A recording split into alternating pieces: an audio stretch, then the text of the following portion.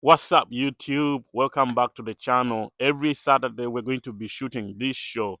The show is about international students, so it's called International Students Talk Show. We're going to share knowledge, we're going to share experiences about the system and how to apply to American universities and how to get scholarships in American universities.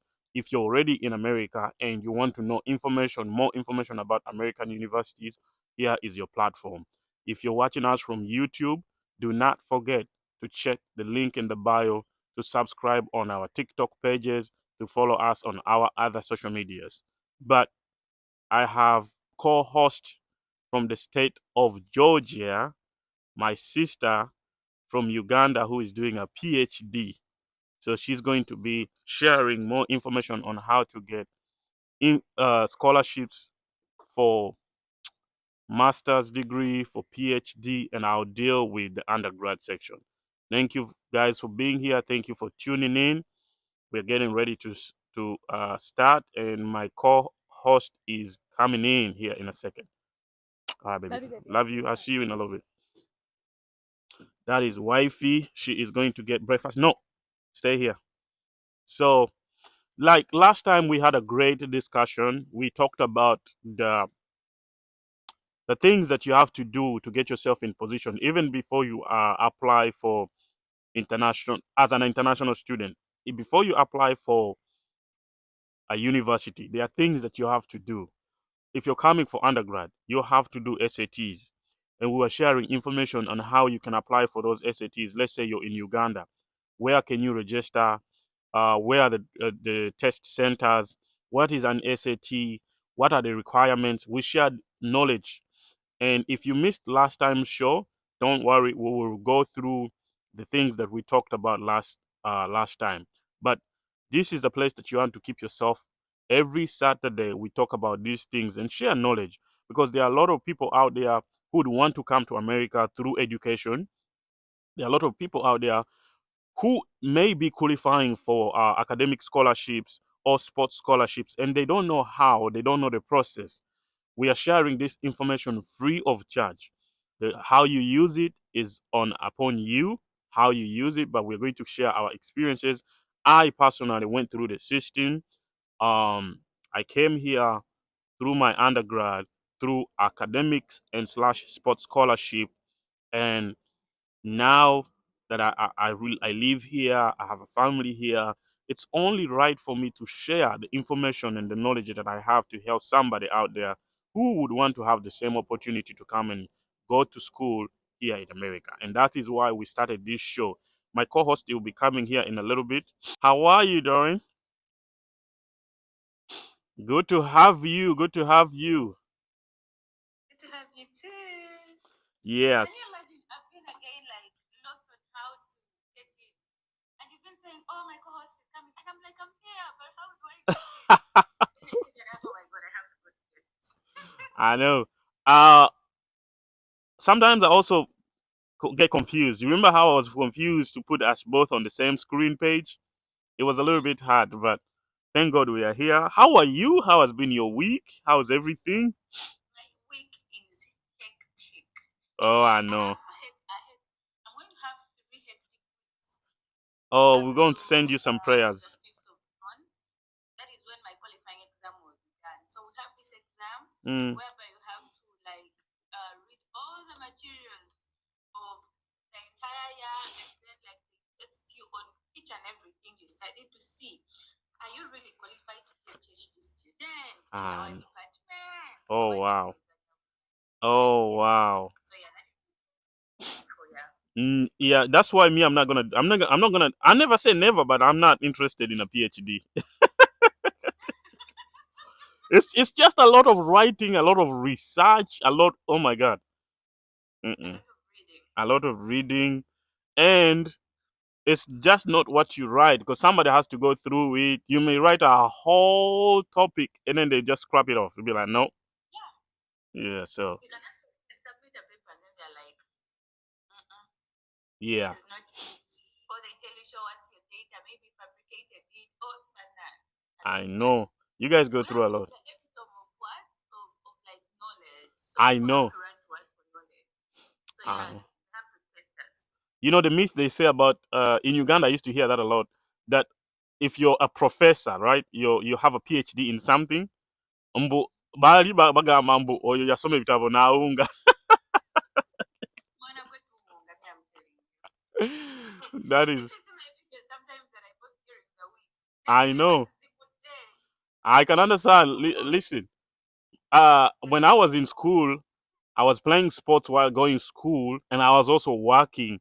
I can understand the stress that comes with all that. Now, like now, PhD, you have a family to run, you have a life to live, you have probably you have work, you have assignments. I can imagine what you go through.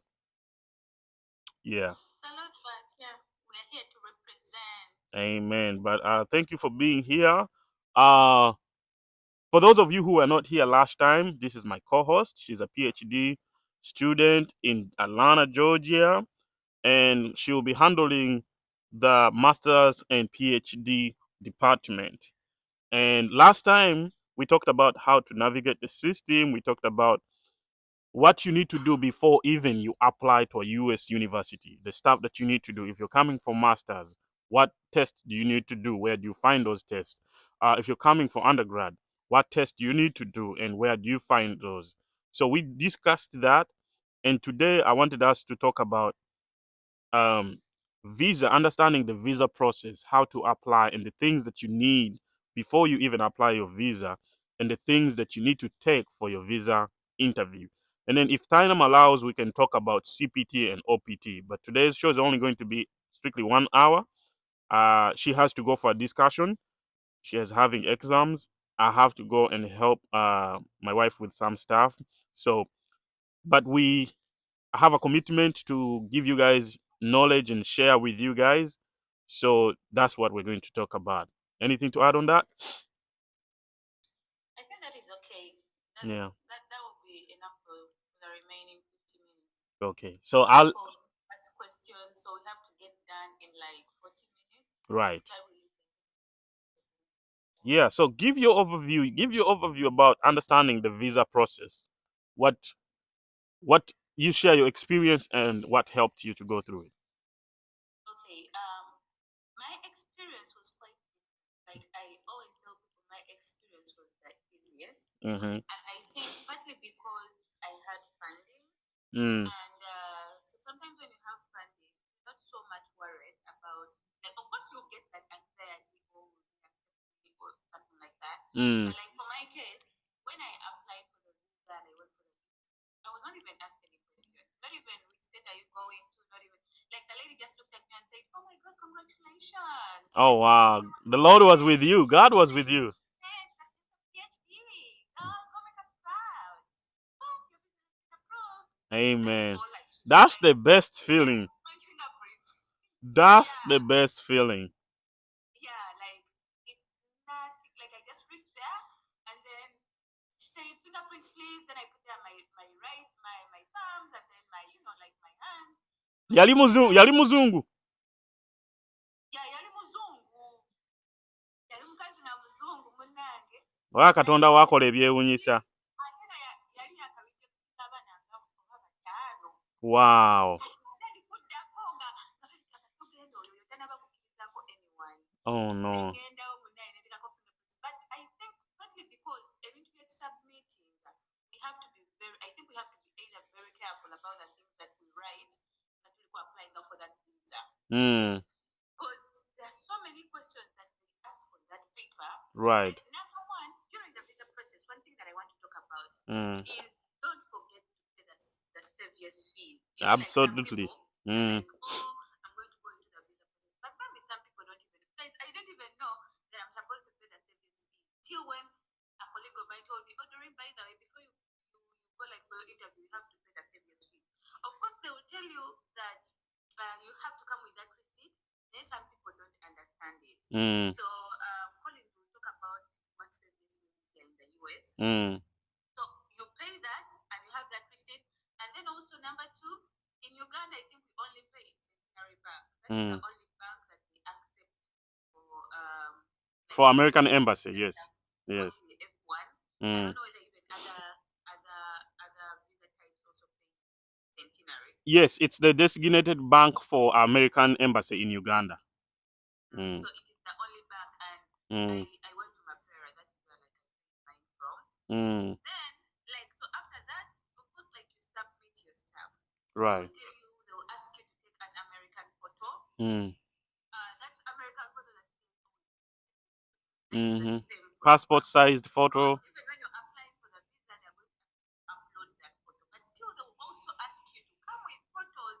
Mm, Guys, at least this body, you guys, I made mistakes. I was like, what if it is the second time that I actually knew that mm. I'm supposed to actually maybe at least people smart or something. But the first one, I was like this, like I was like in a top You're and just I took casual. a photo, Yeah. and that is what I uploaded for my visa. I look so unserious, but anyway, those people don't really mind, I think. But then Yeah. the second one was you have to go with those photos.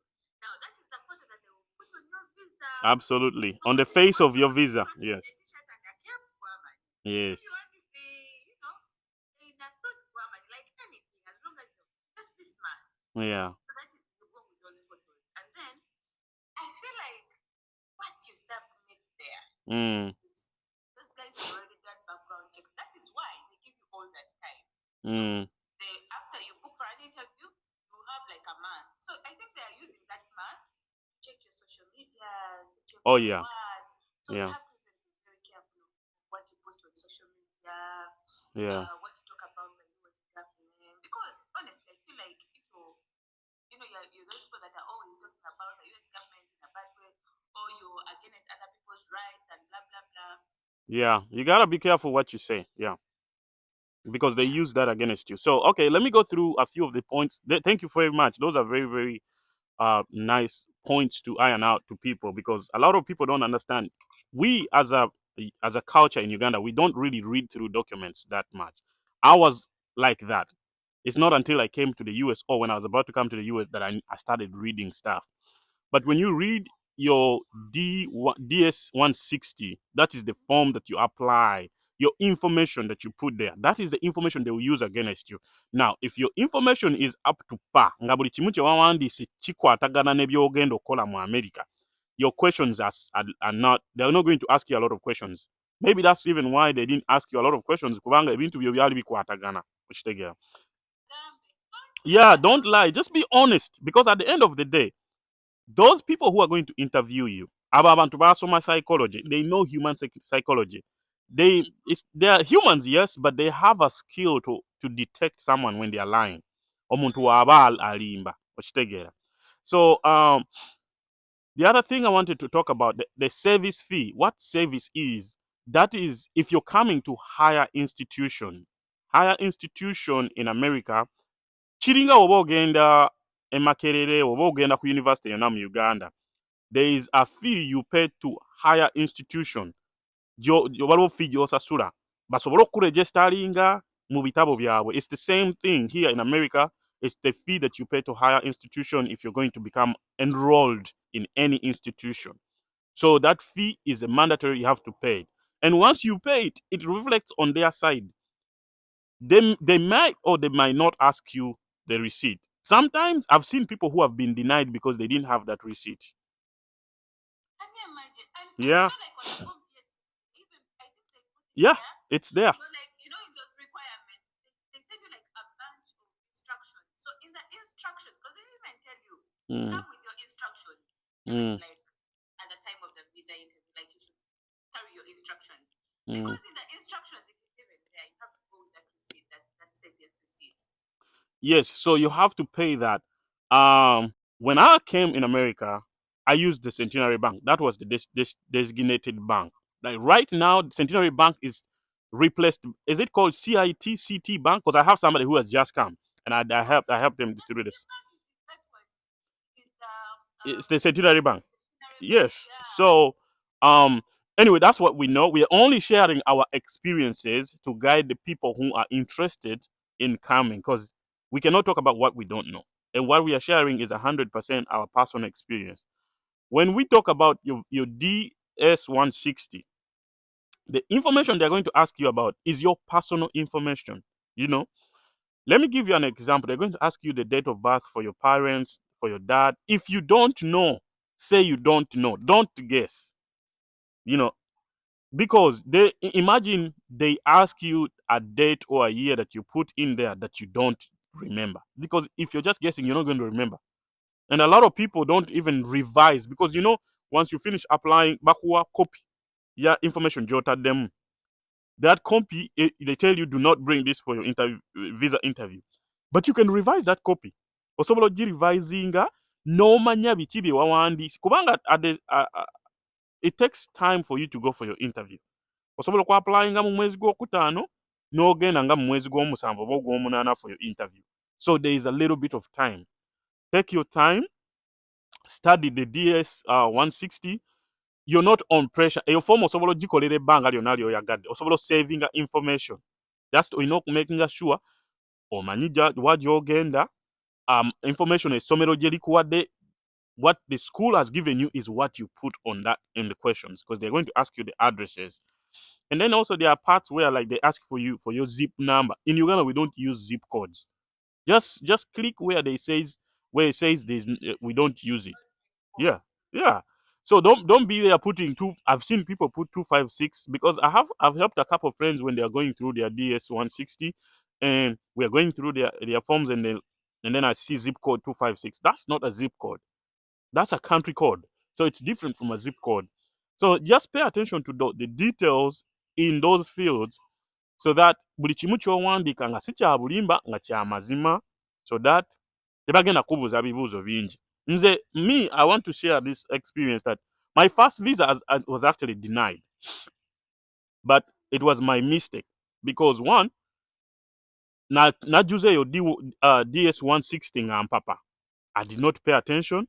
I did not select English as my first language. There are informations about my personal informations, like streets were not coordinating. Where I was born, the street numbers they were not coordinating, and I was denied. And yet I had a scholarship. But when I was denied, of course, I was unhappy about it. I went and talked to a few friends, and then I had a mentor who is a lawyer. So we sat down and went through my DS 160, and we found out all those mistakes. Once we identified those mistakes, I reapplied and cleared all the mistakes. Of course, this time around, I made sure I selected English as my first language. And then when I went, they just asked me questions relating to how did I get the scholarship, how long, because mine was slash academics slash golf. How did I get into golf? What shows that I've been playing golf? What shows that I'm good at golf? And all those questions. Once I answered those questions to the T, the lady was like, "Congratulations, hope you do great in America." And then my visa was granted. But I'm sharing that because visa is not a guarantee. Even if you have everything, even if you have a 100% scholarship, Can you imagine? I didn't know that. it's not I a guarantee. actually thought that when someone has a scholarship, that they are always given. Till when I met a lady, Mm-hmm. she had been denied. She had been denied this, and yet she was on a 100% sports scholarship. Mm-hmm. Like she was these people that run. She even came in her attire of Mm-hmm. Kenya, Yep. you know. Yeah. No, she came in her sports attire, and like she dressed like a sports person. Yep. And this guy was denied the visa, and I'm like, because me I thought it's automatic. Like once you have a fully funded scholarship, it's automatic, but it's not. It's not. That It is. It's a lot of things that are involved. Number one, they look at your age. They look at when was the last time you were in school. You know, they look at like for athletes, sports. You're coming to sports. Your age is very very crucial because there's another organization we apply to that gives you eligibility to play college sports in America, which is called the NCAA. The NCAA regulates people who play in college based on their age, based on when they finished high school, based on their performance. So there's a lot of factors. You might get a scholarship through a college and have a full ride, but the NCAA rule may catch you because a lot of people don't even know about the NCAA. But you cannot play sports in America if you're not subscribed to that organization. That organization is the one that's supposed to give you permission. to do what? To play sports in college. So there's a lot of factors, and it's not a guarantee. You might have everything, you might be on the right track with age and everything, but the way you present yourself, how you talk, your confidence, how you look at the interviewer when you're getting interviewed, your responses, your shaking on all that, nebalowooza nti olimba because wootye nnyo, it may come out as if you're lying, as if you're not sure of what you're saying. So the way you can prepare by watching YouTube videos about visa interviews, or I used to record myself for the second visa interview. I had to record myself in the mirror. I would ask myself questions and reply it so I can look at myself and just be confident because I realized I was not as confident. I took things for granted because I had a scholarship. I already play golf. So I was like, oh, this is going to be easy because there was a lot of in my regime when we came, there was four of us who came. So the three guys went and they were given. So I was the only one who was denied that day. So once if people and we had different time zones, time for interviews. So we baba ones and then those anange change tigenda vera changu. So my friend, it was not the case. But we are sharing this just to give information that don't don't take things for granted. Give you, like, don't get scared. Like, we have to give out this information so that you get to know what not to do, so that, like, your process is easier, or like your experience is not like a hard one. Yeah. Because Collins went through a hard one. Yeah, I I know. didn't even know that Eh, denied visas, like when they have scholarships. I didn't know that. yeah, it Until happens. I was there. Yes. I don't know about another bank, but like in Uganda, the designated bank is that Hi. Citibank. And Citibank sits in Mapera, it sits in Centenary Bank. Did you pay from Mapera too? No, so there was a centenary bank in Entebbe. That is where I paid. I paid in Entebbe Okay. because I'm from Entebbe. Yeah. So Now, like designated bank is Centenary Bank. That is where they have that account, that Citibank account. They have it in the Centenary Bank. So when you tell me that you can pay from anywhere as long as it's a unless you're in a different country.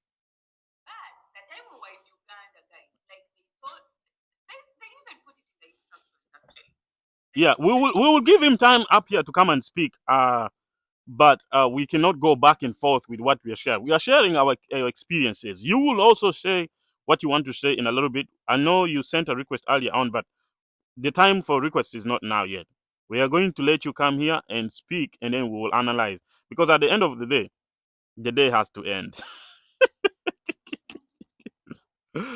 But anyway, we were just sharing about the visa process. But of course, your I-20 is the document that shows that you're enrolled, and the information you're going to put in your DS-160 is from the I-20. The I-20 shows the breakdown of your tuition. If you have a scholarship, how much scholarship money do you have? And also the I-20 is going to indicate where your school is, the state, your age, everything about you. So again, when wechija kucha visa, you can do everything right. Don't forget to pray. Because buli kimu maanyi ga Katonda. You can have everything, visa ne bagikuuma. Okitegeera. So olina okusaba, olina getting up prepared. Don't leave any stone unturned. Olina okwewa chance. Eyo chance ogyewa. Yeah, abantu tebaagaliza. You know, like you are trying to, I don't know, you are trying, like Katonda ali mukola ebintu bye naye oli trying like okugamba abantu abangi abamu abasobola n'okusabira obubi. So you can just trust a few people. You can trust your mom, you can trust your boyfriend, you can trust your girlfriend, you can trust just a few people. So woman, they have their best interests at heart for you. You get. Absolutely. I have this visa thing. Bambi munsabire kati nze ne wongamba sisa kola ki kubeera awo nti why we should bad no. Mm. Actually they're rooting for you, telling you try to this try kati neither you telling people like oh you say no you don't have to but in all things at least we know kwesiga Katonda you have to pray you have to Absolutely. like, you have to oyosabira abantu bagenda okuyita that's what we have to know that like you know like so God's face can shine upon you. I So know. all those things but people always forget about that I-20 card. I want to say something small about it. You have to be so much, train yourself to love emails. Train yourself to love emails, to respond to them. Right now, it is my daily thing every day when I wake up. Yep. After praying and committing my day, the next thing I do is to read my devotional. After that, I check my email. When I'm checking the email, then I'm like something very important for me to address.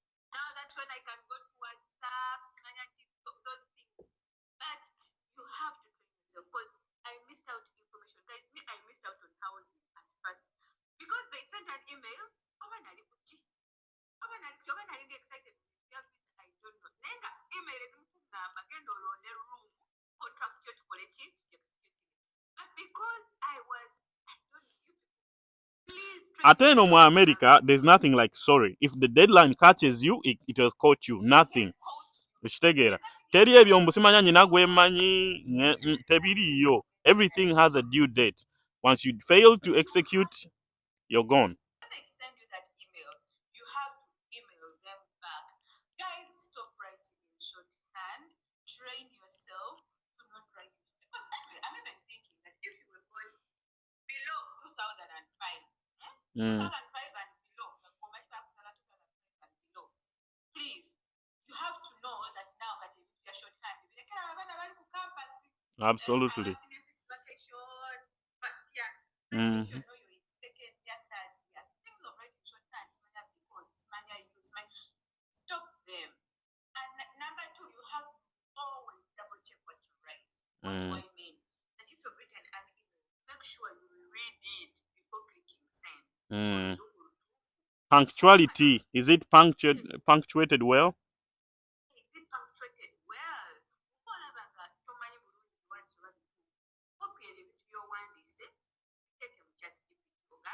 Polish for me this.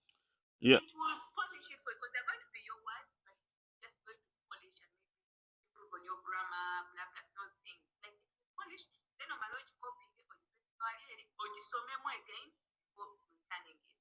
Then now those guys will tell you, okay, this is where you are supposed to upload first the bank statement. But then I'm where to upload it.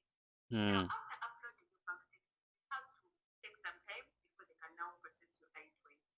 At I-20, so even when they give you a half scholarship, they are going to tell you that the money that you have, that the school is offering you is just half.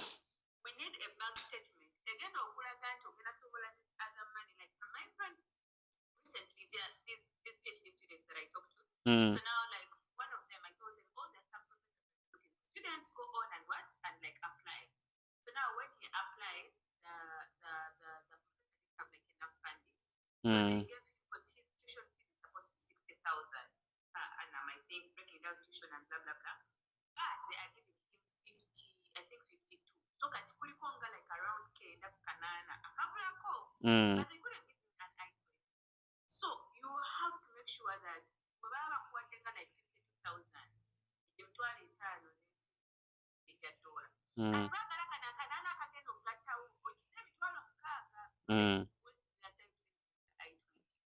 kati awo ononyonya mikwano gyo oba baganda bo oba baani akuwe bank statement eriko sente ezo eza dola kanaana around 35 something wagikuwa, then that is when now you upload it the other side neraga nogamba my auntie oba my mother, like at least it is better than the alphabet.